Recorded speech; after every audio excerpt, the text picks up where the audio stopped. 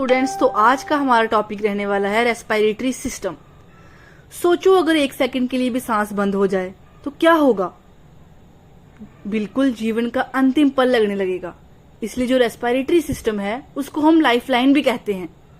Respiratory system एक ऐसा system है जो हमें इनहेलेशन और एक्सहेलेशन में हेल्प करता है। ये सिस्टम सिर्फ सांस लेने तक ही लिमिटेड नहीं है, इसका काम एनर्जी देने से लेकर बॉडी को प्रोटेक्ट करने तक का होता है।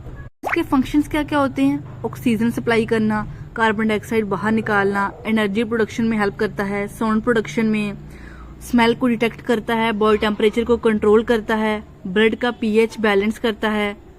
जो हमारे पास इमेज है ये ह्यूमन रेस्पिरेटरी सिस्टम की है। इंपॉर्टेंट पार्ट्स क्लियरली शो किए गए हैं। Example mouth cavity, throat, nasal cavity, epiglottis. Epiglottis क्या होता है? एपिग्लोटिस एक्चुअली एक छोटी सी फ्लैप है जो ये इंश्योर करती है कि खाना विंड पाइप के अंदर ना जाए, सिर्फ हवा ही जाए। Oesophagus, trachea, लैरिंग्स, bronchi, lungs, so on, इनके बारे में हम आगे डिस्कशन करेंगे डिटेल में। तो हमारे पास अपर रेस्पिरेटरी ट्रैक्ट में सबसे पहला ऑर्गन कौन सा आता है? नोज। ये बहुत ही इंपॉर्टेंट पार्ट है। यहाँ से ही हवा जो होती है वो बॉडी के अंदर एंटर करती है। उसके फंक्शंस क्या क्या होता है? ये हवा को फिल्टर करता है, जैसे डस्ट, जर्म्स और पोल्यूशन को रोकता है। हवा को गर्म और मॉइस्ट बनाता है ताकि लंग्स को ठंडी या ड्राई हवा ना मिले। स्मेल का काम भी यही करता है। हवा को नजल कैविटी के थ्रू फेरिंग्स तक भेजता है। Organ is pharynx. ये रेस्पिरेटरी और डाइजेस्टिव सिस्टम दोनों का एक कॉमन पार्ट है। ये नाक और मुंह से आई हवा को आगे ट्रैकिया तक भेजता है। And it is found behind the nose and mouth and x tends down towards the larynx. Pharynx का सबसे पहला फंक्शन क्या है? ये नोज से आई हवा और माउथ से आया खाना दोनों को आगे भेजने का काम करता है। And it connects nose, mouth and larynx. जब हम खाना स्वेलो करते हैं तो फेरिंग्स मसल्स कॉन्ट्रैक्ट करके फूड को इसोफेगस में भेजता है। फेरिंग्स साउंड को एम्पलीफाई करता है जिससे हमारी आवाज क्लियर सुनाई देती है। और फेरिंग्स में टॉन्सिल्स प्रेजेंट होते हैं जो बैक्टीरिया और वायरस से प्रोटेक्ट करते हैं हमें। लैरिंग्स, लैरिंग्स को हम वॉइस बॉक्स भी बोलते हैं। ये फेरिंग्स के बाद और ट्रैकिया से पहले होता है। इसमें वोकल कॉर्ड्स प्रेजेंट होते हैं जो साउंड बनाते हैं। इसका फंक्शन आ गया वॉइस प्रोडक्शन। जो वोकल कॉर्ड्स होते हैं वो वाइब्रेट करके साउंड बनाते हैं जिसकी वजह से हम बोल पाते हैं, इसलिए इसको क्या बोलते हैं? Voice box. लैरिंग्स से जो हवा है वो लंग्स तक जाती है। ये एक एयरवे का पार्ट भी है।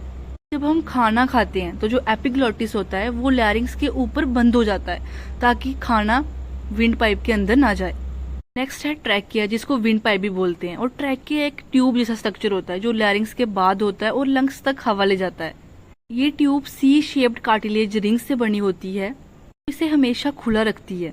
फंक्शंस क्या होते हैं? पहला तो आ गया एयर पैसेज का काम करती है। हमारा ट्रैकिया, इसके अंदर म्यूकस और सीलिया प्रेजेंट होते हैं जो जर्म्स, डर्ट को ट्रैप कर लेते हैं और इन्फेक्शन से हमें बचाते हैं। जो सी शेप्ड कार्टिलेज रिंग्स ये ट्रैकिया को कोलैप्स होने से बचाते हैं कि एयर फ्रीली पास हो सके। नेक्स्ट है ब्रोंकाई। वो दो मेन ट्यूब्स होती हैं जो ट्रैकिया के नीचे से शुरू होती हैं और लंग्स के अंदर जाती हैं। राइट ब्रोंकस राइट लंग में जाता है और लेफ्ट ब्रोंकस लेफ्ट लंग में जाता है। ब्रोंकाई लंग्स के अंदर जाके छोटी ब्रांचेस बनाते हैं जिनको हम ब्रोंक्यूल्स कहते हैं। ब्रोंकाई के अंदर म्यूकस और सीलिया प्रेजेंट होते हैं जो डस्ट, बैक्टीरिया और हार्मफुल पार्टिकल्स को बाहर निकालते हैं। ब्रोंकाई की वॉल्स स्मूथ और मस्कुलर होती हैं जो एयर को इजीली पास होने देती हैं। नेक्स्ट है ब्रोंक्यूल्स। छोटी छोटी ब्रांचेस होती हैं जो ब्रोंकाई के अंदर लंग्स में और डिवाइड होती रहती हैं। के अंदर डीप जाकर एल्वुलाई तक हवा पहुंचाती हैं। इनमें कार्टिलेज प्रेजेंट नहीं होता है लेकिन मसल्स होती हैं जो इन्हें कंट्रोल करती हैं। ब्रोंक्यूल्स के बाद आता है एल्वुलाई। एल्वुलाई लंग्स के अंदर छोटी छोटी एयर सैक्स होती हैं।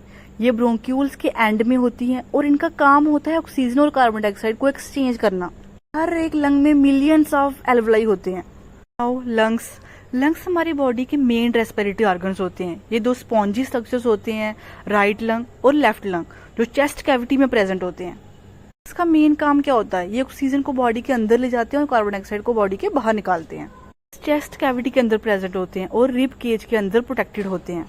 फंक्शंस क्या होते हैं? गैस एक्सचेंज करना, maintain oxygen supply, carbon dioxide removal, filtering of air, regulates pH of blood. इसके बाद आता है डायफ्राम। तो डायफ्राम एक डोम शेप्ड मसल होता है जो लंग्स के नीचे प्रेजेंट होता है और चेस्ट कैविटी और एब्डोमिनल कैविटी को अलग अलग करता है। रेस्पिरेशन का मेन मसल है जब हम सांस लेते हैं या छोड़ते हैं तो डायफ्राम ही मूव करता है। तो इसके फंक्शंस के आगे ये ब्रीदिंग में हेल्प करता है, इनहेलेशन में, एक्सहेलेशन में, और ये एब्डोमिनल ऑर्गन्स को भी सपोर्ट करता है जैसे लीवर, स्टमक। इसी के साथ हमारा रेस्पिरेटरी सिस्टम खत्म होता है। आई होप आप सबको समझ आया होगा। Thank you so much. Do like, share and subscribe skills and